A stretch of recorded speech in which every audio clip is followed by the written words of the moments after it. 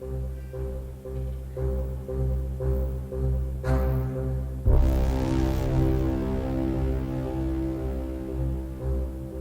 have an unidentified flying object. I'm Mike Dukakis, and you're listening to Dr. J Radio Live. I'm Jack Oswald, and you're listening. This is Hudson Hamane, and you're listening to... I'm Richard C. Hoagland, and you're listening to... I'm Art Bell, and you're listening to Dr. J Radio Live. We have an unidentified flying object.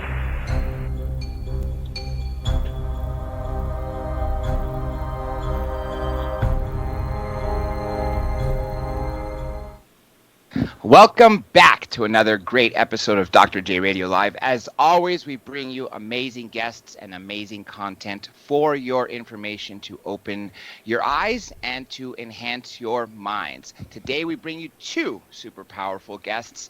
And the first one, I might as well introduce him first before I'll let him tell you his background, because what we were just talking before we came on live will blow you away throughout this entire hour, because these topics, wherever you are in this world, do affect you, whether adversely or in some way. You definitely will absolutely know what we're talking about on a absolute global level. So without further ado, I might as well spit it out where he's from. Former Drug Enforcement Agency agent, we have Mr. Mike Vigil. Mike, welcome to the show. It's my pleasure, Dr. J. Good to be with you. It's a pleasure to have you on it. And I got to say, Mike, you actually now round out my agency so far. We got CIA, FBI, CBP, Secret Service, DIA, and DEA now. So, and NSA too. NSA. So this is good, because I've been really trying to find a DEA agent for quite some time. One of the things was for the reason I mentioned just before the show of that one lady in particular, which we'll get to in a bit. But that, the stuff you were saying right before we came on air really is something that I always pay attention to the news for. I don't really watch local news, but when I do watch the news, I pay attention to the world news. For instance, ABC World News, or better yet, One American News Network. So let's go talk about your history first. You joined the DEA in 1973, which was not too far after the inception of the DEA, not too long after Nixon declared his war on drugs. Were you one of the first DEA agents? I really was. I went through DEA class number 2 because, Dr. J, as you well know, DEA was created in June of 1973 under President Nixon's Reorganization Plan 2. And his objective was to create a super agency that was single focused on drugs. So he basically meshed a lot of the entities that were already doing counter drug work for the federal government and created the Drug Enforcement Administration. As I mentioned, that was in June of 1973, and I came on board in December of 1973, and I was the youngest agent to go through the DEA Academy, which was here in Washington, D.C. at the time. Literally 6 months after the inception of the DEA, you were there. Literally from the inception from June till December when you joined. That's really on top of it. Now, here's something that another DEA told me, but not on the show, someone that I met through a family member. He told me that in the beginning days of the DEA, that cocaine wasn't a big of a problem. It wasn't that high on the radar for the Drug Enforcement Agency for the mere fact that that wasn't the biggest thing coming in. For instance, if the Colombians that were bringing in all the bales of marijuana at the time would bring in maybe one suitcase or one briefcase full of cocaine. Can you validate that? Well, I can. At that time, the agency considered cocaine kiddie dope. In other words, it was not that dangerous. And we were focused heavily on heroin that was coming in primarily from Mexico. Initially, it Oh, he thinks was different. brown You see heroin, what he wrote? and then later they started I was to like, no, make it Then Steve much got on. I've quicker never heard and made him it talk into like that. black Very tar calm and peaceful, heroin. tranquil. Yeah, yeah, and as a matter of fact, that was coming through Southeast Asia at the time, and now it seems to be a resurgence coming from Afghanistan. Isn't that right? Well, the primary heroin that comes into the United States, Dr. J, because of common border, is Mexican heroin. All of the He needs to sign a heroin contract. produced in Mexico Jeopardy. comes to the United States. The heroin produced in Afghanistan, which, by the way, Afghanistan is the principal producer of opium and heroin in the world, but most of their heroin goes into Europe, and a small portion of it comes into the United States. But Mexican heroin is the primary the heroin that's used here in the United States. But now we have issues with fentanyl, with synthetic opioids being manufactured in China and other parts of the world that are filtering into the United States. They're going into the cartels. And Dr. J, let me say this, is that fentanyl is going to be the wave of the future. It's 50 times stronger than heroin. You can buy it in China on the black market for less than $10,000 a kilo. Wow.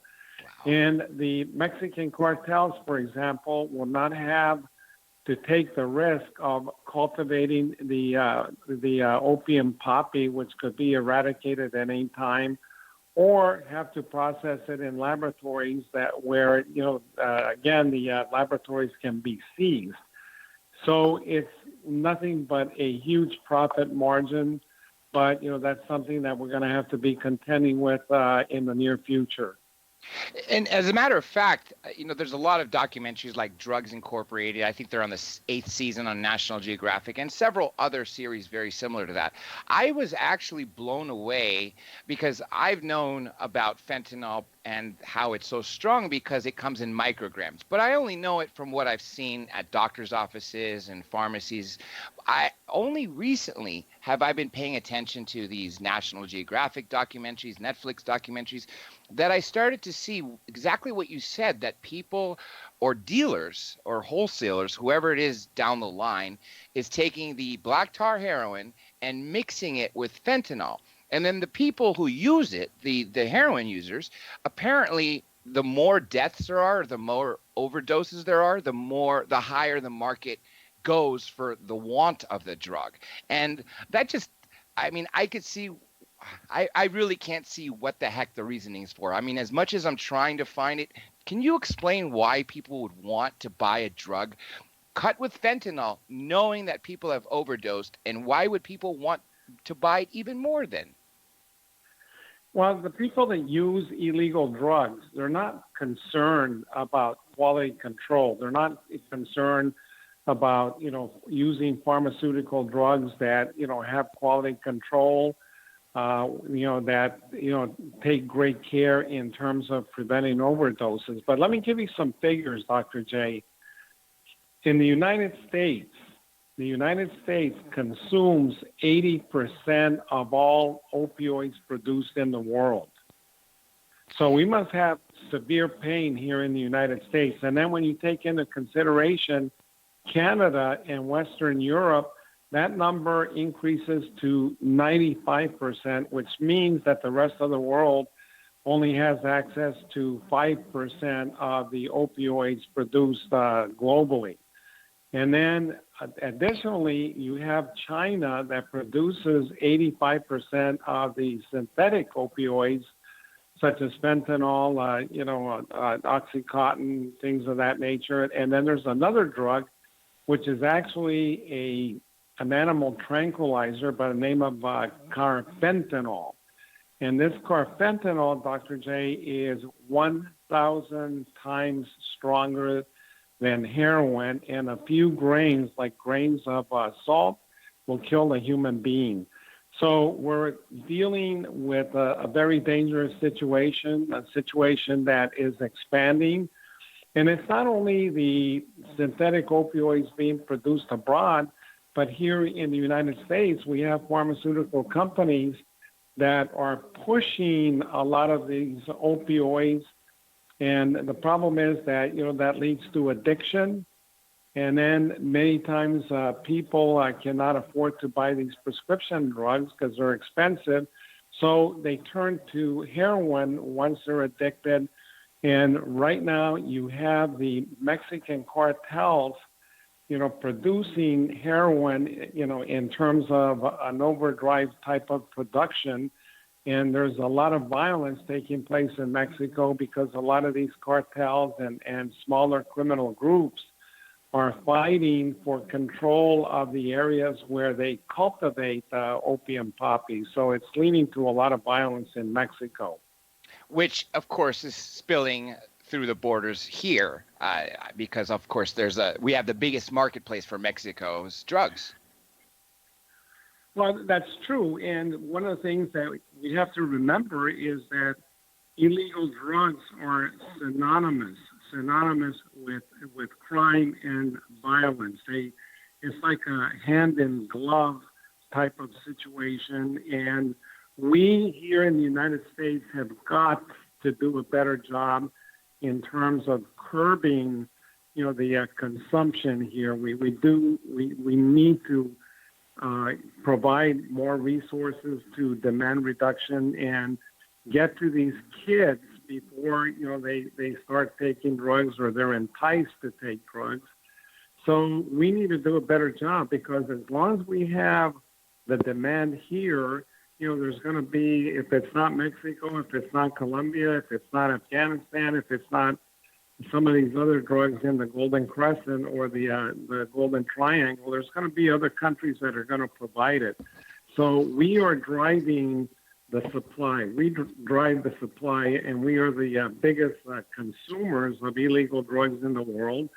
Why? Because we're a very affluent society, and we have a lot of disposable income, and, we have kids that have money, money that, for example, I didn't have, and a lot of individuals didn't have when we were growing up.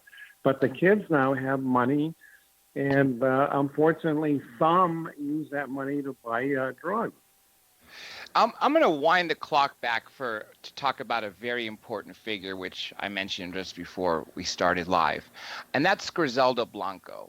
After you had joined the DEA, how long had it been that you had been on the force before you finally was briefed about her, or at least heard about her from the fellow agents? Well, I knew of Giselda Blanco because Giselda Blanco was a major distributor for the Medellin cartel. And she basically controlled distribution for ton quantities of cocaine in Miami. But it was not only Miami, but she used Miami as a hub to distribute those drugs throughout the eastern United States. Giselda Blanco, better known as the Black Widow, that's right, because she was an extraordinarily violent person. And I remember one of her bodyguards, an individual by the name of Rivi, they call him Rivi. Jorge Rivi. Jorge Rivi Ayala. Ayala. Yeah, Jorge Rivi Ayala. Ayala talks about a story that they were up partying one night in Miami, and they're all in one car, and they see a Metro-Dade squad car parked on the side of the road, Dr. J. And Griselda tells Ayala, go out there and kill him. Just blatantly kill a cop. I'm not doing that. What? Yes, just for the sake of it. And Ayala was a little bit smarter, and he said, no, I'm not doing that. He said, I'm not going to, kill him. He's not bothering us. And she was insisting that Ayala kill him. There was another situation where Griselda was the type of individual that if you owed her money for cocaine, she would kill you. But if she owed you money, she would also kill you, so you couldn't win. And she sent Ayala and a couple of other hitmen to a house in Miami to execute a couple that owed her money. They went over there, they executed the wife and the husband, shot him multiple times, and then when they got back, Griselda asked them, well, did you kill the kids that were in the house? And Ayala said, no, we didn't kill the kids. So she was irate because the kids were not killed. And this is how ruthless she was. She was just absolutely ruthless. She loved to kill. And she was, very unchecked. And she sent assassins to the Bayland Mall to execute a couple of individuals. They rolled up in a large truck that had steel plates, in terms of armory. They had bulletproof vests. They had weapons. They went into a liquor store and executed a couple of individuals. And the term cocaine cowboys came into play because of Giselda Blanco. It was like the wild, wild west, and shootouts taking place in public places, shootouts taking place, on the road, warring factions. But Giselda Blanco was eventually captured, and she was going to stand trial, and Ayala, who was in jail, had decided to cooperate with authorities, and he was going to testify against her because he knew all of the inner workings of her drug organization. But Ayala, during the time that he's incarcerated, he starts to have phone sex with some of the women that worked at the district courthouse. So that jeopardized the case. And Griselda Blanco, who, in my opinion, should have been put to death because of all the atrocities that she did, skated with a very little sentence. After the sentence, Dr. J, she was deported back to Colombia, and she was able to survive. I was involved in a program called Gangsters, America's Most Wanted, that featured Griselda Blanco. And that program, once it aired, it brought Griselda Blanco back onto the radar screen of her enemies. And a couple of weeks later, she walks out of a butcher shop in downtown Medellin, Colombia, with her pregnant daughter-in-law. And a sole individual on a motorcycle walks up to her and shoots her in the head and kills her. And that was the end of Griselda Blanco. Yeah, and you know what? Finally, unfortunately, she had some freedom, years of freedom, before she was met with the same sort of violence that she used to perpetuate. And one of the things that she sort of invented was the original drive-by shooting. I mean, I know it was adopted by a lot of the American gangs, but specifically, it wasn't a car drive-by shooting, but it was two men on a motorcycle. The one in the back would have the automatic weapon, and that's what they were doing a lot of hits. That was the same way she was killed, wasn't it? That is absolutely right. And I worked in Colombia, South America, in Medellin, and then also on the Colombian North Coast in Barranquilla, Dr. J. And that was the preferred method of assassination, is to use a motorcycle with the driver and then the shooter in the back. I'll tell you a funny story that has nothing to do with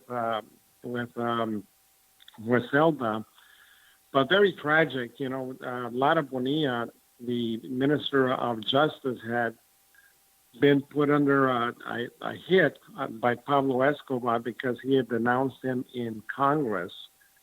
And he had a lead car, he had a follow car, and then in the middle was his car. Motorcycle starts to track him when he leaves the office, and the motorcycle passes the follow car, swings to the right, and shoots Lara Bonilla several times with a Uzi.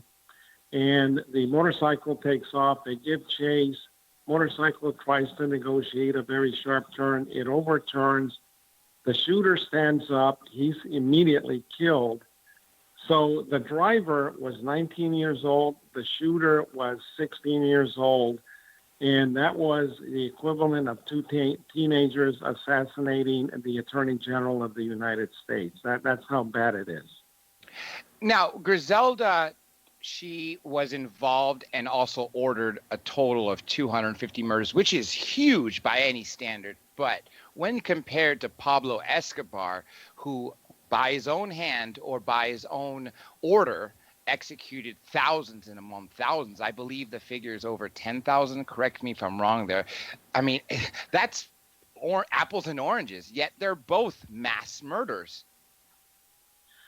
That they are both mass murderers, and Pablo Escobar, just had no remorse. He had no regard for human life, and he was detonating bombs in malls. He attempted to kill the president of Colombia, and he puts a bomb on an Avianca flight. The president wasn't on the plane, but the plane was blown up, and many people were killed, to include 2 Americans.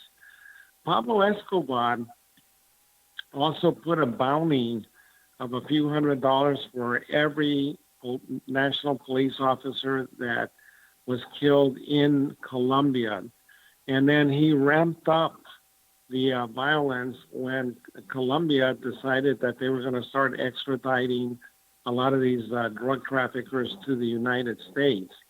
So he literally forced the government of Colombia to its knees in terms of the extradition policy, because a lot of the congressmen knew that if they voted for extradition, that he would have them executed, within the hours. This is a man who was killing presidential candidates, like Carlos Galan. He was killing ministers. He was killing journalists. He paid the M19, which was an insurgent group, to attack the Palace of Justice in Bogota. And I was there, and it was like a full-scale war. They went in there, and they wanted to destroy the extradition documents that they had in the building. They started to burn it. And then the Colombian government sent in the military with tanks, and it was just a full-scale battle. And in the end, the insurgents killed many of the Supreme Court justices and many others, and the army basically killed the insurgents. So it was a very rough period of time when Colombia was undergoing just incredible violence, and all of it primarily accomplished by Pablo Escobar. But then on the other side of the Atlantic Ocean in Miami, we had Giselda, that was following the same tactics as her boss and trying to intimidate other groups operating in Miami by, executing people and following Pablo's lead in terms of violence, because she knew that would intimidate people. One of the favorite sayings in all of Latin America is Plata y Plomo, which essentially is a bribe to say, you want lead or silver or lead. You want us to give you some money, or do you want that bullet? Have you ever been threatened with Plata y Plomo? I have never been threatened. Well, I've been threatened, but not in. Well, I've been threatened, and I have been offered money. For example, I captured Juan Ramon Mata Ballesteros, who was a major drug lord. And he was the go-between between the Colombian cartels and the Mexican cartels. And he was involved in the killing of one of our agents, Enrique Kiki Camarena, in Guadalajara. He fled to Europe, and he had so much money. He was very elusive. I was assigned to Colombia, during the time of the abduction and killing of Kiki Camarena that I had worked with in the past. So we started to generate many, many wires with many foreign countries, and we picked up conversations that he might be coming to a house in Cartagena.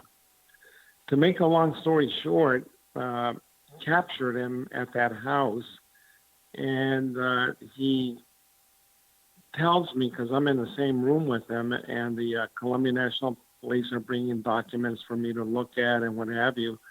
And he tells me, he says, listen, I know you're DEA.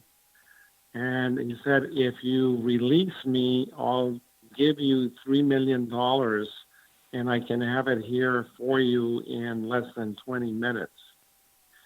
And I said, I'm not taking your money. I said, you deserve to go to jail forever. I said, you've killed people, you've poisoned, individuals, and then, you've ruined your country, because he was originally from Honduras. But, and then I've also, received a lot of threats because I worked in Mexico longer than any other U.S. agent.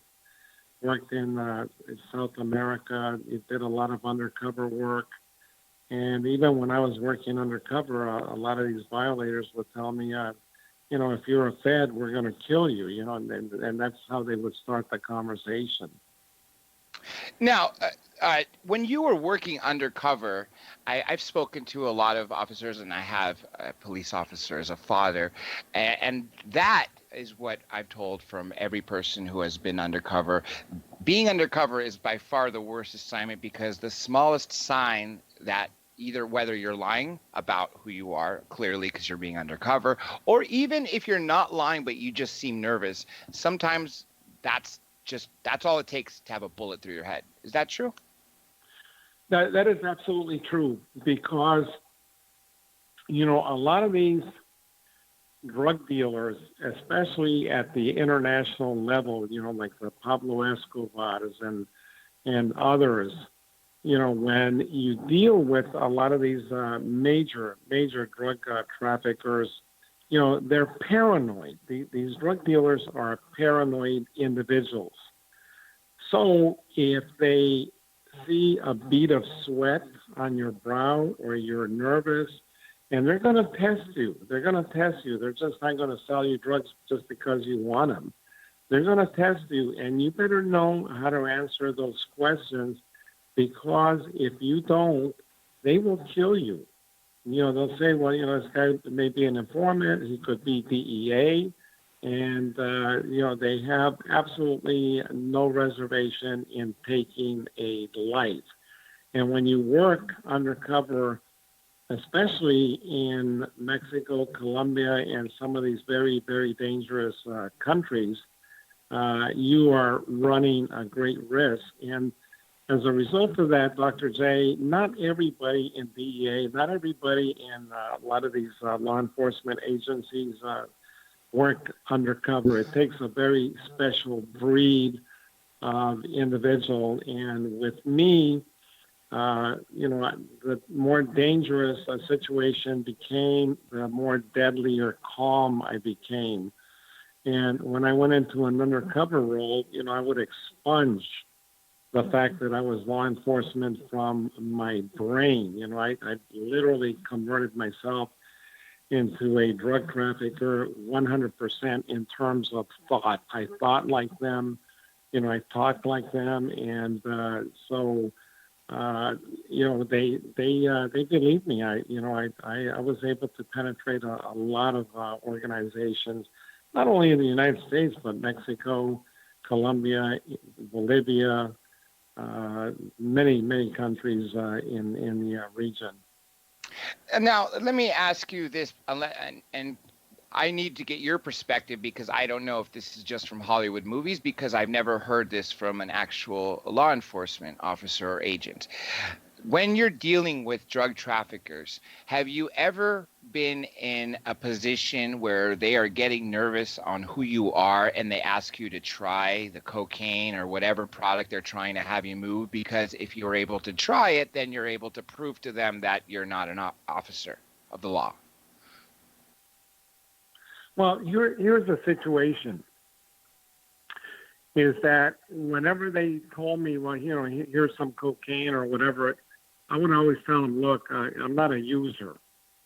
I'm not an addict. I only am in this business for the profit.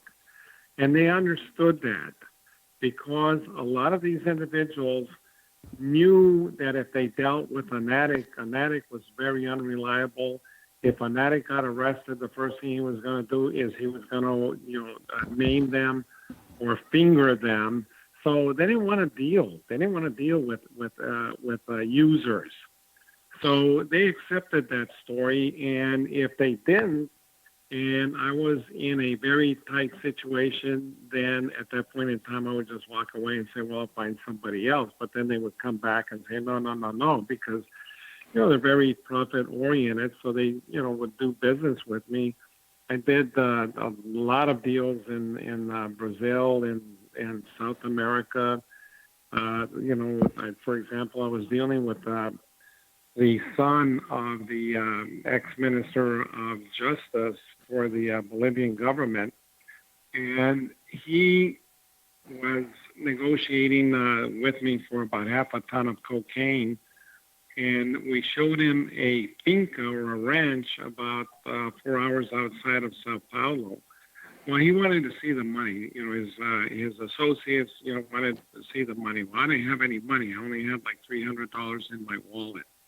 But they wanted to see the millions of dollars that I was going to, that I literally had the money. And, I convinced him to tell his partners that he had seen the money.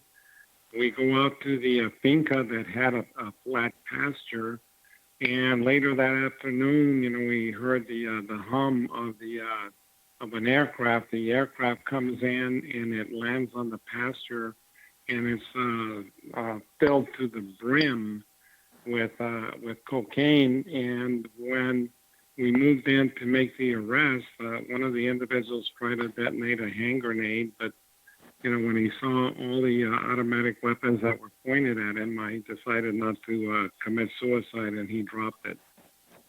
Here's a piece of trivia that you're going to know that surprisingly a lot of people don't know, which has to do with the $5,000 bill and the $10,000 bill, which Nixon took out of circulation for the sole purpose of drug dealers. Because if you have $5,000 and $10,000 bills, you can literally board a plane with a couple $1 million in your pockets and it wouldn't seem out of the ordinary. But now when you remove the $10,000 and the $5,000 bill and you're limited to hundreds, I don't know where people would have been able to get $1,000 bills at the time, because I know now I can't, but you would have to put everything in a suitcase, and in that way you're sort of stuck having figured out how to get that money out of the country. You were around during the time they were $5,000 and $10,000 bills before they were yanked from circulation. Were you briefed about it in the DEA about that? Yeah, we were, but the fact is that it really didn't stop anything. Simply because a lot of banks allowed themselves to be used by drug traffickers.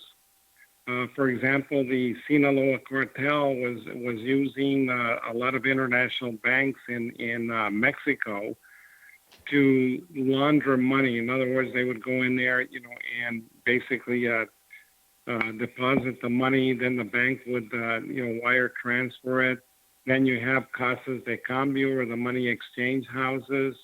They buy commodities like gold and diamonds. They take them back to their country, and they sell them for even a profit, or they buy other commodities such as clothing in the clothing mart in Los Angeles, and they ship them back to Mexico, for example, and they sell it for a profit. Or they have what they call smurfing. where they have a lot of individuals that go to different banks and open up accounts, checking accounts. They get the checks and mail them back to Mexico, and then they sell the money or give individuals that need U.S. dollars. For example, they have to buy farm equipment or they have to buy something, and they sell it for a profit. So they're always making a profit, whether it be on the drugs or in terms of the money laundering, or they establish fictitious companies. Panama is a huge area for the laundering of money, and they have more. They're only second to Hong Kong in terms of offshore banks. So right now, they have so many ways, Dr. J, of laundering money and moving money, throughout the world. You mentioned Panama. When Manuel Noriega was essentially running Panama, General Noriega, he was one of the biggest, what's the best way to put it, money launderer in the world, wasn't he? Well, he cooperated with DEA in certain aspects, but yes, Panama was very strategic to a lot of the Colombians, because the way it worked in Panama is that you could fly in with $5-10 million, and as long as you declared it upon entry into Panama and you allowed them to count it, you were home free. You could take that money and drive to a bank and deposit it. The Cali Cartel opened up a bank there during the time that Noriega was there. It was called the First Inter-Americas Bank, and they owned it lock, stock, and barrel. So what they were doing is moving money into Panama, into the First Inter-Americas Bank, and then from there wire transferring it, to Swiss numbered bank accounts into the Caribbean and to other parts of Europe. And we put pressure on Noriega, and he finally closed down the bank. Now, let me go back to Escobar. There was a History Channel documentary called Killing Pablo. And what it basically told was during his 1993 shootout that essentially killed Pablo Escobar, that at the time that the Colombians were given most of the credit. I think it was called Search Block. Correct me if I'm wrong on that part. But recently, with this new History Channel documentary with all the DEA agents in that documentary, we're actually saying that the Drug Enforcement Agency really had a far bigger role in shutting down Escobar at the direction of George Herbert Walker Bush, who was then vice president and then, of course, became president during the time of his death. There were different forces that came into play. When Pablo Escobar turned himself into the government for leniency and also to prevent him being extradited to the United States, he built his own penitentiary called La Catedral, or the Cathedral. And he and a lot of the members of the Medellin cartel went to that prison. It was like a luxury hotel. They had a discotheque, they had a rec room, they had the best food, and the control for electrifying the perimeter fence was actually in Pablo Escobar's room. So Pablo Escobar killed some of his associates. One of them was named Galeano, last name Galeano, and the other one was named Moncada. And people started to turn against him because they knew he was a monster that was going to cause them problems, and those problems were going to come in the form of DEA and the Colombian government. So the Pepes, they were called the Pepes, people persecuted by Pablo Escobar, they started to go after Pablo Escobar's sicarios, the hitmen. They started to go after his attorneys. They started to go after his money launderers, and they started to basically destroy Pablo Escobar's foundation for the Medellin cartel.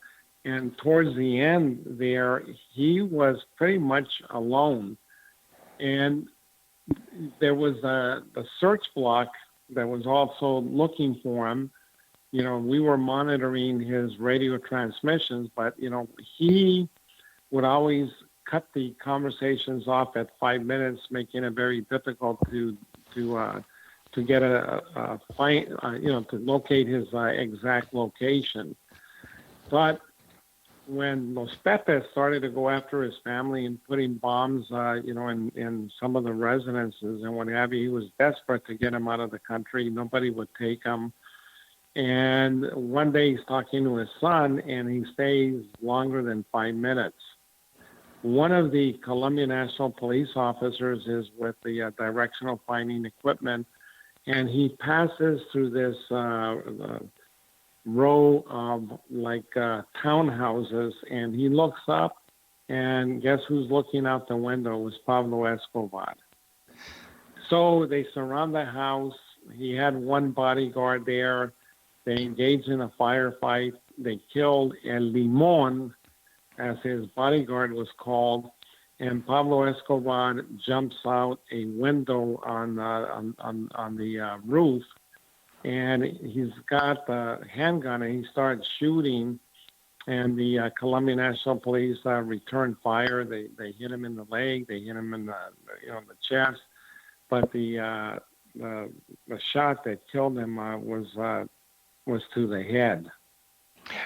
Self-inflicted or by the people that were shooting at him? It was people that were shooting on him. You know, there's conspiracies that, you know, he killed himself. Well, Pablo Escobar loved himself too much to take his own life, and if there was any remote chance of him getting away, he was going to do it. He was not the type to commit suicide. The fact that he had always been on the phone for less than 5 minutes, except that day where he was on the phone longer than 5 minutes. This proves a point that my father told me since the early 80s about law enforcement, that when you're dealing with either undercover or on a sting or anything like that, you can have 20 hours of boredom, and then because you're literally waiting for that one mistake to happen. And sometimes that 20 hours could be weeks, if not months, but that one mistake is all that it takes for you to literally solve the case. And in this case with Pablo Escobar, it was that one time he was talking to his son for over 5 minutes. Do you think it was on purpose, maybe that he had given up, or because he loved himself so much, as you were saying, that he probably assumed he can outsmart the police again, get away, and this time he happened to be on the phone with his son and maybe lost track of time? I think that he lost track of time because he was desperate, and his whole focus at that point in time was the safety of his family. You know, he was a stone killer. I mean, you know, he would take a life without even blinking an eye. But one thing he loved was his family. You know, he was very devoted to his family, to his son, Juan Pablo, and then his daughter, Manuela. So he lost track of time and stayed on the phone longer than he should have because of desperation, nothing more. Speaking of his son, Juan Pablo, he actually changed his last name to not be Escobar anymore, and he's written a book that's very apologetic for what his father did. So clearly I believe the son was affected adversely for what his father was doing by killing everybody. Were you aware of that? Well, the thing is that, yes, the son, Juan Pablo, and the entire family, his sister and his mother, relocated to Argentina because after Pablo Escobar was killed, he went on the air and he said that he was going to kill all of these individuals, Los Pepes and all these people that were responsible for the death of his father. At that point in time, the Cali Cartel and others took that as a threat, very much like the Sicilian Mafia. And they put out a contract. They were going to kill him. And the mother went and pleaded for his life. And they said, okay, well, you're going to turn over to us all of your assets, all of the assets that Pablo Escobar, was able to obtain. And if you don't do that, we'll kill him. So they did that, and I don't know how many of the assets they turned over. I would assume that they kept some, but they fled into Argentina. Juan Pablo became an architect, and he changed his name to Sebastian Marroquin. But if you've seen pictures of him, he looks very much like his father. I didn't know that. I'm going to have to definitely look for that after.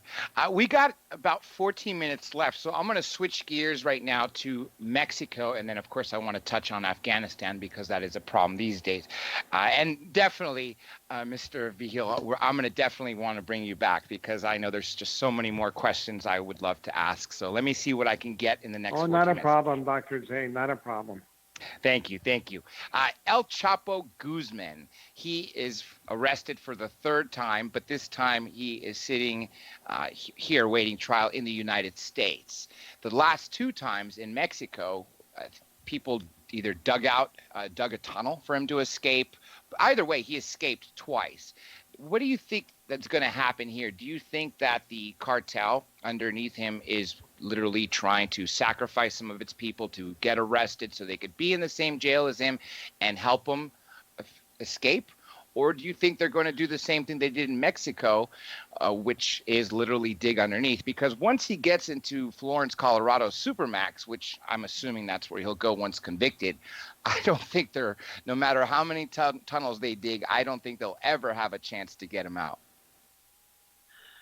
Well, I think that Chapo Guzman is very secure in the Metropolitan Correctional Facility there in New York. It is a maximum secure penitentiary.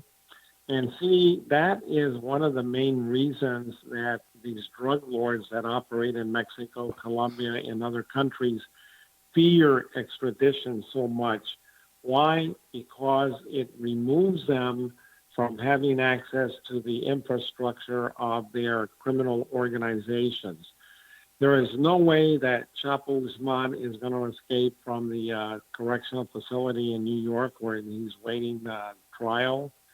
They postponed it to the 5th of December, but he will spend the rest of his days in a Supermax. He will not be put to death because based on the extradition treaty that we signed with Mexico in 1978, the Mexican government does not believe in the death penalty. So when you do an extradition package, you have to put in there that they will not be subject to capital punishment. Otherwise, they will not extradite. So Chapo Guzman has seen his last days, and Chapo Guzman did escape from the two most maximum secure penitentiaries in Mexico. And had he remained, Dr. J, in the mountains of his home state of Sinaloa, he would still be out there, free, because it's very difficult to mount operations in those areas. And these major drug lords in Mexico, what they do is they have rings and rings of security around the area where they're at. And it's difficult to mount a helicopter operation because they hear the helicopters, the rotors, for miles, so they can make their escape. And then even to do a ground assault, they're going to see people coming, or if they see individuals that they don't recognize, people like Chapo Guzman would know within minutes, and they make their way into the brush. And these traffickers like Pablo Escobar, Chapo Guzman, always had an escape route plan. They would not just go to a residence or whatever unless they had the ability to escape.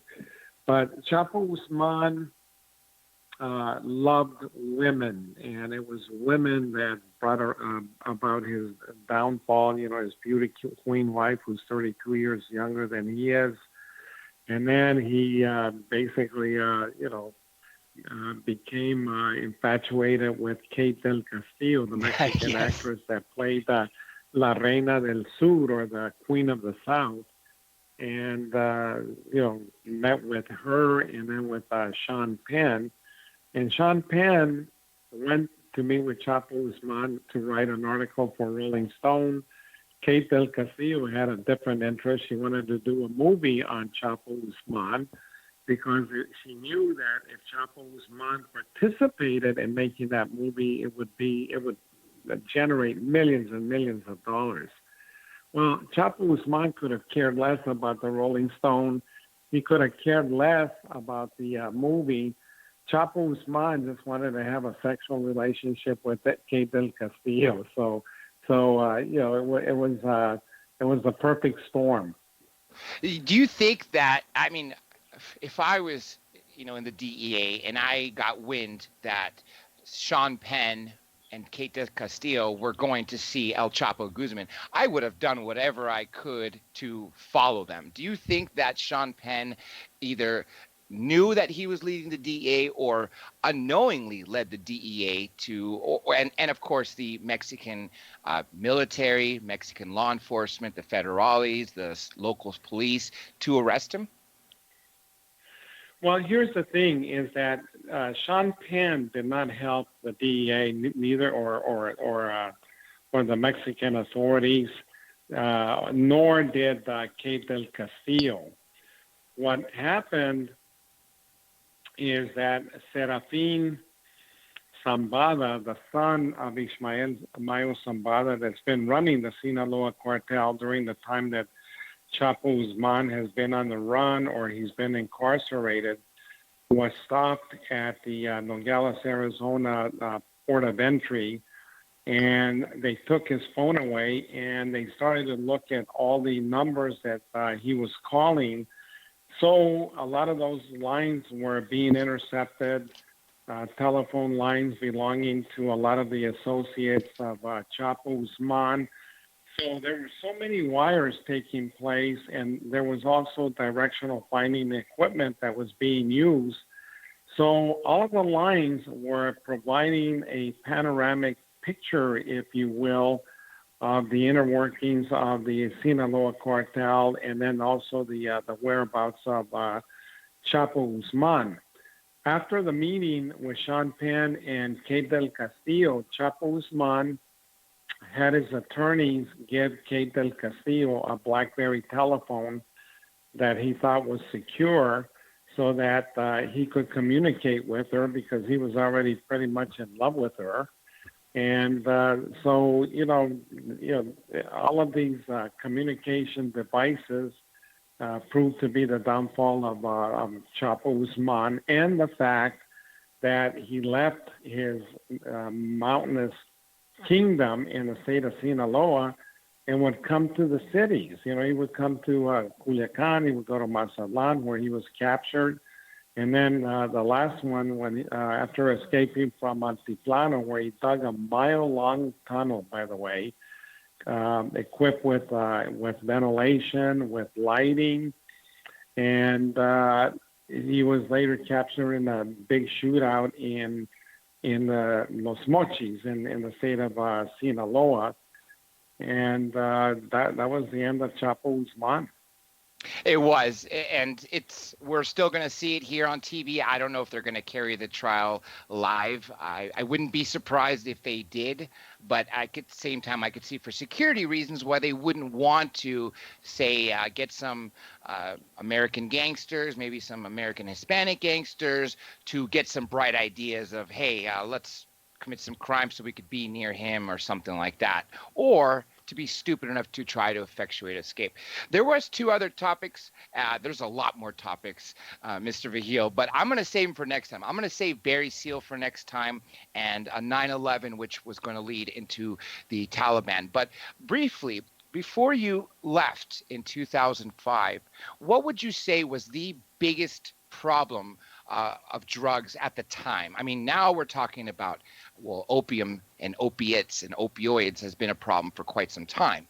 Specifically, I would say in the last 15, 20 years. When did the DEA really put that opiates and painkillers on the map to really start to pay attention and admonish doctors who are prescribing too much? Well, it's been several years, and that has happened. But I'll tell you that the problem escalated because the Mexican cartels, Dr. J, created a new criminal business model. Because in the old days, what they would do is they would traffic marijuana and heroin. Then they took over the cocaine distribution for the most part from the Colombians. Then they started to engage in tremendous manufacturing of methamphetamine. Here, a couple of months ago, the Mexican authorities hit a huge laboratory and bunker, close to Culiacan, Sinaloa, and they seized initially 50 tons of methamphetamine, both in liquid and crystal form. And then a few days later, they found another bunker with another 10 tons, making it 60 tons of cocaine worth easily, $1 or $2 billion. So not only were they did they become poly-drug organizations, but then they started to engage in other crimes such as kidnappings, extortion, and then they started to engage in the theft of mineral resources, primarily petroleum. They started to tap into the petroleum pipelines that run throughout Mexico, and drilling holes and then running lines to other locations, because the way they figured it is that not everybody uses drugs, but everybody uses fuel. So they, because of this criminal portfolio, it makes these Mexican cartels even more resilient than they were in the past. The fact that they're creating or making meth in these super factories is just something that people really need to pay attention to, because you're not dealing with a little meth lab in a little trailer anymore, which is bad enough, for the chemicals that are in the air for the children nearby, the fact that they regularly blow up. Yeah, but now you have literally, I mean, when I was watching another documentary about the super meth coming from Mexico, I was blown away. I mean, you have tanker trucks going in and out, just filling up with liquid methamphetamine, and it's literally, they've taken it. Forget taking, say, amateur baseball to professional baseball. You can't even compare the two in from what I saw. Yeah, no, you're absolutely right. And let me give you a little bit of a fact here. For example, the Sinaloa cartel is the primary manufacturer of methamphetamine of any cartel in Mexico. Now, what they do is they buy the precursor chemicals like ephedrine or pseudoephedrine from India or China at about $45 a kilo. And that precursor will be transformed into methamphetamine on a 1-to-1 ratio. One kilo of ephedrine will create 1 kilo of methamphetamine. So you take that $45 initial investment. Once you do the conversion with a few chemicals, then all of a sudden, your initial investment now climbs to anywhere from $8,000 to $18,000 once you cross it into the United States. So you do the math and you figure, it's an enormous amount of profit that they're making off of methamphetamine. Yeah, $25 that turns into $8,000 to $10,000 on this side of the border is pretty outstanding. And obviously, I wouldn't think that someone would just use $25 and do one.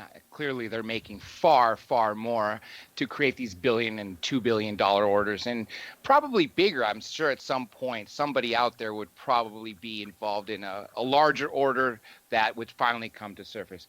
Unfortunately, Mike, we have come to the end of the first hour. There are still so many topics, and we definitely will bring you back.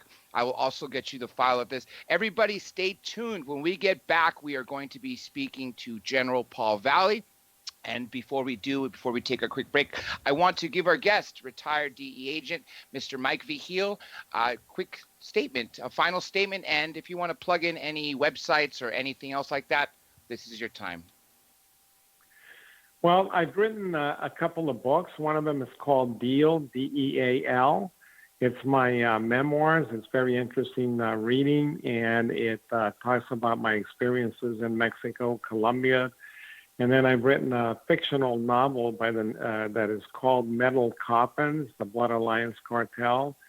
And I'm about to finish the third one. But I want to thank you, Dr. J, and your program for bringing to light to the American public and others the scourge of illegal drugs. And again, the fact that we need to do a better job here in America in terms of curbing consumption and hopefully making sure that, the future of the United States, namely our youth, stay healthy and clean from these drugs that are killing so many youngsters. Especially now, since we live in times where there's a lot of fatalities every single day. But yeah, like you said, what we can do is continue to inform people, and I think the more we continue to do that, the more people will learn, and we will have that brighter future. Again, Mr. Mike Vigil, thank you so much. And like I said, we will do this again. Everybody, pay attention to his 2 books, Deal and Metal Coffins, out, and pay attention for his 3rd book coming out soon. And also make sure you pay attention to my website, drjradiolive.com, to see when we bring back Mr. Mike Vigil on the show. With that being said, everybody stay tuned for after the break. We come back with General Paul Valley. Thanks again.